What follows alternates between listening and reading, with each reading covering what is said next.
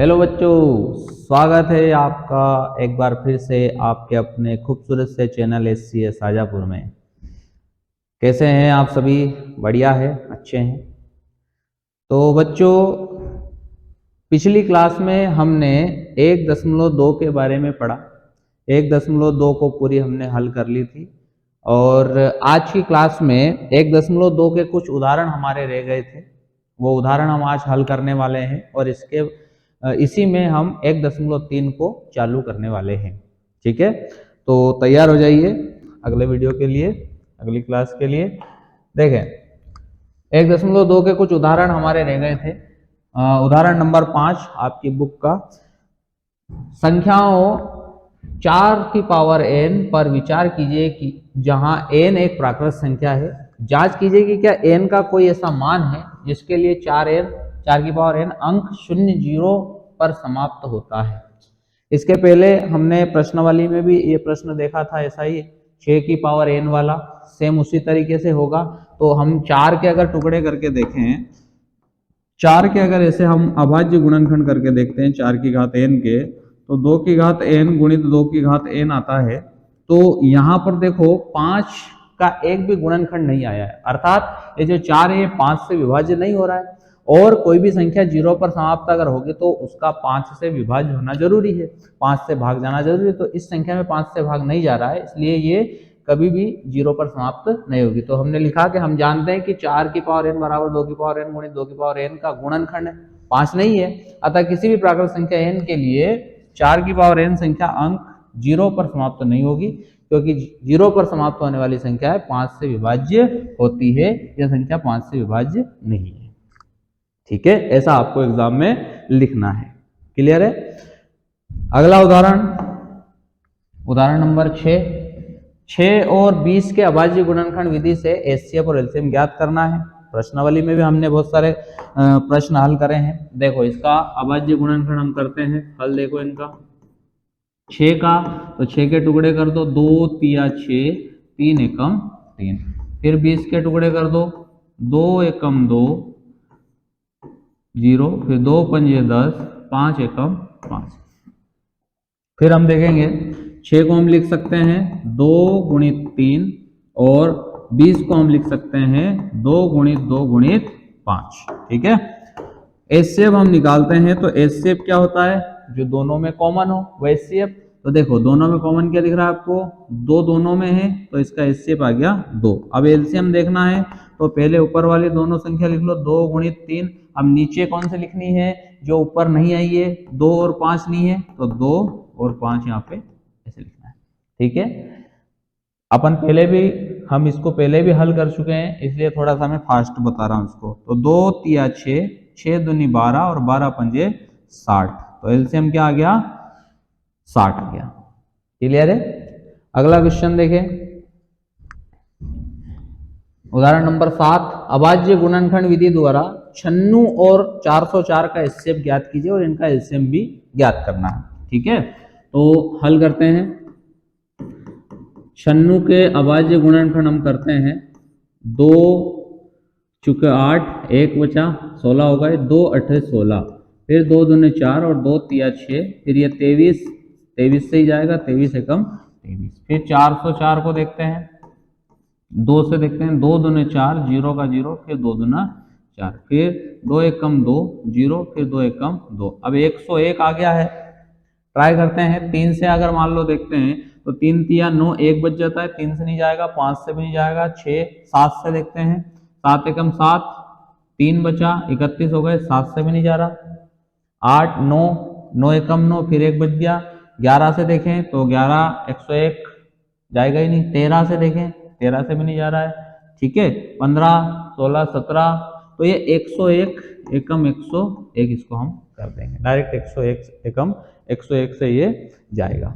ठीक है, तो 96 का अभाज्य गुणनखंड हम देखें तो 2 गुणित 2 गुणित 23, और 404 का हम देखें तो 2 गुणित 2 गुणित 101। ठीक है, तो देखो HCF हमको निकालना है। तो HCF बराबर जो दोनों में कॉमन हो, क्या दिख रहा है आपको? एक तो 2 इसमें भी है और 2 इसमें भी है, फिर गुणित 2 यहाँ पर भी है और 2 यहाँ पर भी है, तो एचसीएफ आ गया 4। एलसीएम कैसे निकालेंगे? एलसीएम बराबर पहले 2 गुणित 2 गुणित 23 ऐसा कैसा लिख लो, और नीचे ये 2 और ये 2 को छोड़ के बचा कौन? 101, 101 लिख लो। फिर 2 दूनी 4 और 4 का फिर 23 में करेंगे तो 23 गुणित 4, 4 तिया 12 का 2 हासिल 1, 4 दूना 8 और 1 9 गुणित 101। 101 का देखते हैं तो देखो 1 का अगर देखें तो 2 9 0 0 गुणित गुणित 2 और 9 फिर 2 फिर 9 फिर 2 फिर 9 92 92। ठीक है, आगे बात समझ में? ये हो गया इसका एलसीएम। क्लियर है? अगला क्वेश्चन, उदाहरण नंबर 8, संख्या 6, 72 और 120 का अभाज्य गुणनखंड विधि द्वारा एचसीएफ और एलसीएम ज्ञात कीजिए। तो 6, 72 और 120 इसका हमको एचसीएफ और एलसीएम दोनों निकालना है। देखें 6 का गुणनखंड करते हैं, 2 तिया 6, 3 एकम 3। 72 का गुणनखंड करते हैं, 2 तिया 6, 1 बचा, 2 छंग 12, फिर 2 एकम 2, 2 अट्ठे 16, 2 नम 18, 3 तिया 9 और 3 एकम 3। फिर 120 का करते हैं, 2 छंग 12, फिर 0, 2 तिया 6, फिर 0, 2 एकम 2 और ये हो गया हमारा 1, तो 10 हो गया, 2 पंजे 10, 3 पंजे 15 और 5 एकम 5। ठीक है, उम्मीद करता हूँ आप वैसे सीख गए होंगे, इसलिए थोड़ा सा मैं तो फास्ट बता रहा हूँ। 6 को हम लिख लेंगे 2 गुणित 3, फिर 72 को हम लिखेंगे 2 गुणित 2 गुणित 2 गुणित 3 गुणित 3। 120 को हम लिखेंगे 2 गुणित 2 गुणित 2 गुणित 3 गुणित 5। ठीक है, एचसीएफ हमको निकालना है, तो एचसीएफ मतलब जो तीनों में ही कॉमन हो, तीनों में ही एक जैसा हो। देखो 2 इसमें भी है, 2 इसमें भी है, तो एक तो ये 2 आ गया, फिर 3 इसमें भी है, इसमें भी है और इसमें भी है, तो एक तो ये 3 भी आ गया। इसके अलावा और कुछ कॉमन आपको दिख रहा? देखो ऊपर अब कुछ बचा ही नहीं, नीचे जरूर दिख रहा है, पर तीनों में कॉमन होना चाहिए, शर्त ये बोलती है। तो 3 दूना 6 आ जाएगा। एलसीएम निकालते हैं।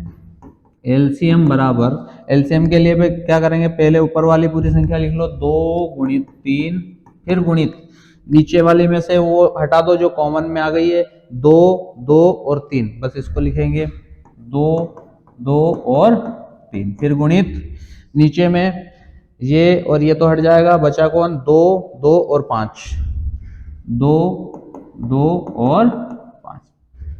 ठीक है, गुणा कर दो इन सभी का, 2 तिया 6, 6 दूनी 12, 12 दूनी 24, 24 दूनी 48, 24 तिया 72 और गुणित 2, 2 दूनी 4, 7 दूनी 14, फिर 2 का गुणा करेंगे तो 4 दूनी 8, 4 दूनी 8, 2 एकम 2, फिर 288 में 5 का गुणा करेंगे, 5 अट्ठे 40 का 4, 5 अट्ठे 40, 44 हासिल आया 4, 5 दूनी 10 और 2 14, 1440 इसका क्या आ गया? एलसीएम आ गया। ठीक है, नेक्स्ट चलो अब यहां से हम देखेंगे प्रश्नावली 1.3। ठीक है, ये हमारी 1.2 पूरी हो गई। हमने यहाँ पर इसके कुछ उदाहरण रह गए थे, वो हमने देख लिए। उदाहरण नंबर 5 देखा, फिर उदाहरण नंबर 6 देखा, फिर उदाहरण नंबर 7, फिर उदाहरण नंबर 8 और हम आप देखेंगे प्रश्नावली 1.3। बड़े ध्यान से देखना, बहुत इंपॉर्टेंट क्वेश्चन है, आते हैं एग्जाम में, और ये एक प्रमेय को हम यहाँ पर अभी सिद्ध करने वाले हैं। इसमें हमको क्या बताना है, उदाहरण प्रश्नावली 3 के लिए 1.3 के लिए प्रमेय है यहाँ पर एक ये 1.4। ये प्रमेय ये बोलती है हमको ऐसा सिद्ध करना है कि √2 एक अपरिमेय संख्या है। हमने जब पहली क्लास पढ़ी थी, सबसे पहले हमने संख्याओं के बारे में पढ़ा था, संख्याएं कितने प्रकार की होती है, उनमें हमने परिमेय संख्या और अपरिमेय संख्या के बारे में पढ़ा था। तो परिमेय संख्या जिनको हम p बटा q के रूप में लिख सकते हैं, संख्या रेखा पर आसानी से बता देते हैं, वो परिमेय संख्या कहलाती है। और हमने फिर अपरिमेय संख्याएं देखी थी। अपरिमेय संख्या जिनको हम p बटा q के रूप में व्यक्त नहीं कर सकते, है ना। कौन कौन सी देखी थी हमने? बहुत सारी परिमेय संख्याओं के बारे में चर्चा करी थी। √2, √3, √5, पाई, या ऐसी संख्या जिनका दशमलव अशांत रहे, ठीक है, जो जिनका दशमलव प्रसार रुकता ही नहीं हो, शेषफल में 0 नहीं आता है। तो ये सब अपरिमेय संख्या हमने देखी थी। हम यहाँ पर अभी सिद्ध करने वाले हैं कि भैया आप बोल तो रहे हो कि √2 एक अपरिमेय संख्या है, तो बताओ कि क्या वास्तव में अपरिमेय संख्या ही है क्या ये? ऐसा हमको बतलाना है, ठीक है। तो हमको ऐसा बताना है कि क्या √2 एक अपरिमेय संख्या है। ये हमसे पूछा है कि भाई आप बोल रहे हो कि √2 एक अपरिमेय संख्या है, तो क्या वास्तव में √2 एक अपरिमेय संख्या है? ठीक है, समझने वाली बात है। एक बार क्या होता है, एक लड़का जो है, छोटा सा बच्चा, 5-6 साल का बच्चा, फर्स्ट स्टैंडर्ड का बच्चा, पहली क्लास का, वो मेरे पास दौड़ा दौड़ा आता है, बोलता है कि सर ये जो कार है ये डीजल और पेट्रोल से चलती है। मैंने कहा हाँ भैया, डीजल और पेट्रोल दोनों से चलती है कारें, ठीक है। तो बोले ये डीजल और पेट्रोल क्या है? ये लिक्विड है, द्रव है। बोले हाँ लिक्विड है, द्रव है। तो बच्चा बोलता है कि क्या ये जो कार है ये पानी से चल सकती है क्या? क्या बोलता है लड़का कि क्या ये जो कार है ये पानी से चल सकती है क्या? अब वो पहली क्लास का बच्चा है, उसको कैसे समझाए कि इसमें हाइड्रोकार्बन और ये सब होता है। तो वो उसको जब मैं समझाने लगा कि भैया इसमें हाइड्रोकार्बन और ये सब चीज होती है, तो वो बोलता है कि मैंने सुना था कि पानी में भी H2O होता है, हाइड्रोजन तो इसमें भी होता है। अब उसको समझाना बड़ा कठिन काम, वो पहली क्लास का बच्चा क्या समझेगा उसमें। तो फिर क्या करा, उसको मैंने क्या करा कि चल भैया ये कार है, इसका सारा जो है डीजल में निकाल लेता हूँ, या पेट्रोल की कार है तो पेट्रोल में सारा निकाल लेता हूँ। सारा मैंने उसमें से पेट्रोल निकाल लिया, डीजल निकाल लिया, और उसमें मैंने पानी डाल दिया। पानी डाल दिया और उसको मेरे पास बिठा लिया कि आजा बैठ जा, अपन इस कार को जो है स्टार्ट करते हैं। जब कार को स्टार्ट करने लगे तो कार स्टार्ट नहीं हो रही है। सुबह के 8 बजे के कार को स्टार्ट करने लगे तो रात की 8 बज गई पर कार स्टार्ट नहीं हुई। तब वो बच्चा जान गया कि हाँ सर आप सही कह रहे हो, जो है कार पानी से नहीं चलती है ना। तो उसको प्रैक्टिकली समझाना पड़ा। ऐसे ही हमने क्या करा, हमने मान लिया कि हाँ भैया ये जो कार है ये पानी से चलती है, चल इसमें पानी डाल दे। फिर स्टार्ट करके देखा तो सुबह से शाम हो गई पर कार जो है पानी से नहीं चली। तब जाके उस बच्चे को समझ में आया कि हाँ कार पानी से नहीं चलती है। इसी प्रकार यहाँ पर हम मानेंगे कि √2 एक अपरिमेय संख्या है, तो इसका हम एक विपरीत उल्टा मान लेते हैं। क्या मानेंगे? मान लिया भैया कि माना √2 एक परिमेय संख्या है। क्या मान लिया मैंने? √2 एक परिमेय संख्या है। ये अपन ने जो है मान लिया, हमने ये माना कि √2 एक परिमेय संख्या, ये मान लिया। अब भैया जब परिमेय संख्या है तो उसको आप p बटा q के रूप में लिख सकते हो। परिमेय संख्या को आप p बटा q के रूप में लिख सकते हो, आप मान रहे हो तो। हमने माना कि √2 बराबर p बटा q, ठीक है। फिर थोड़ा सा और इस पे मान लो मैंने हल करा उसको, और इसमें से इसके टुकड़े करके कुछ कॉमन फैक्टर, कुछ उभयनिष्ठ जो अभाज्य गुणनखंड थे इसके, मान लो एक इसके साथ m आया और इसके साथ भी m आया, है ना। कुछ इसके गुणनखंड मैंने कर दिए, मान लो इसके टुकड़े करे मैंने p के, तो एक आया मान लो a और एक आया m, और q के टुकड़े करे तो एक आया b और एक आया m। समझ रहे हो? जैसे कोई भी मान लो एक परिमेय संख्या है मेरे पास, मान लो 16/8, तो मैं इसके ऐसे टुकड़े करूंगा कि 4 गुणित 4, और इसको लिखूंगा 4 गुणित 2। तो इसमें से जो कॉमन गुणनखंड है, जैसे 4 इसमें भी और 4 इसमें भी, तो इन 4 को इस 4 से मैं काट दूंगा, बचा क्या? 4/2। समझ रहे हो? तो ऐसे ही यहाँ पर m, यहाँ पे मान लो एक कॉमन फैक्टर आ गया, कॉमन गुणांक आ गया, इसका उभयनिष्ठ अभाज्य गुणनखंड कुछ आ गया, तो ये m से m मान लो कट गया। तो हमारे पास में बचा √2 बराबर a बटा b।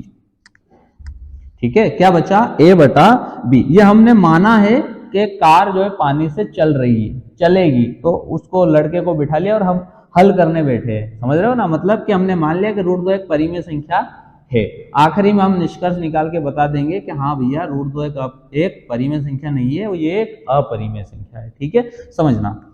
अब √2 बराबर a/b है, तो √2 और ये जो b है इधर बटे में है, इधर आया तो √2 के साथ गुणे में आ गया, बचा क्या इधर a बचा, ठीक है।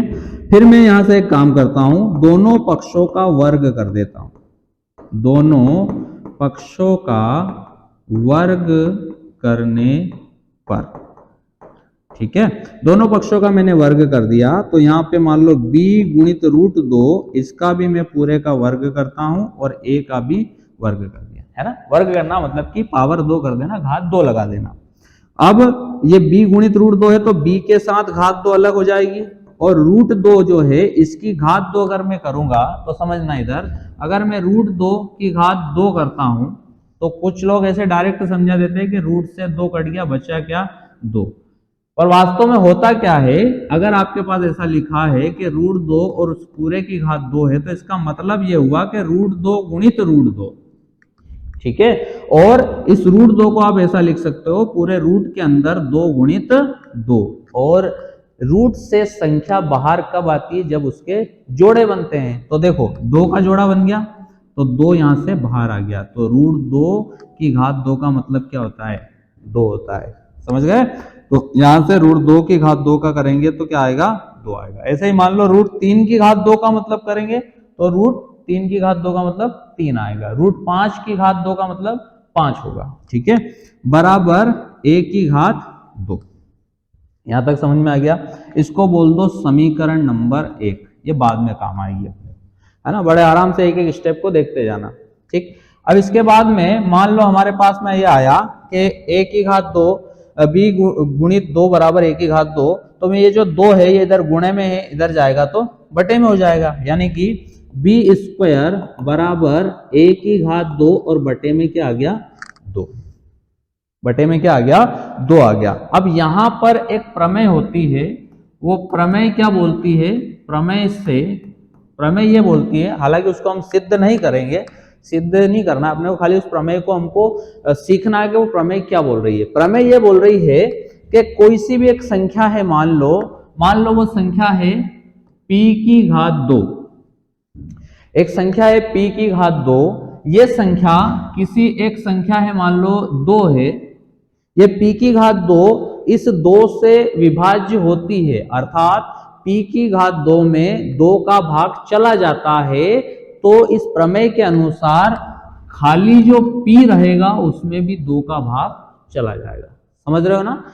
यानी कि अगर p की घात 2 है और इसमें 2 का भाग चला जाता है, तो खाली p में भी 2 का भाग चला जाएगा, ऐसा ये प्रमेय बोलती है। उदाहरण करके हम देखें।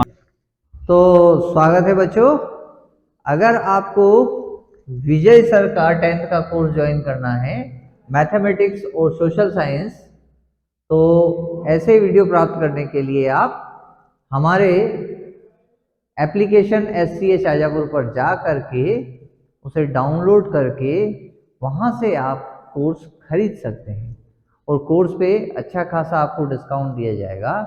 आपको वीडियो के साथ PDF फाइल्स और सारे स्टडी मटेरियल भी मिलेंगे। आप घर पे बैठकर आराम से पढ़ सकते हैं और अपने टीचर से कांटेक्ट भी कर सकते हैं, विजय सर, है ना। तो पढ़ते रहिए, खुश रहिए, ऐसे ही ज्वाइन करिए SCA शाजापुर, श्री चैतन्य एकेडमी शाजापुर। धन्यवाद।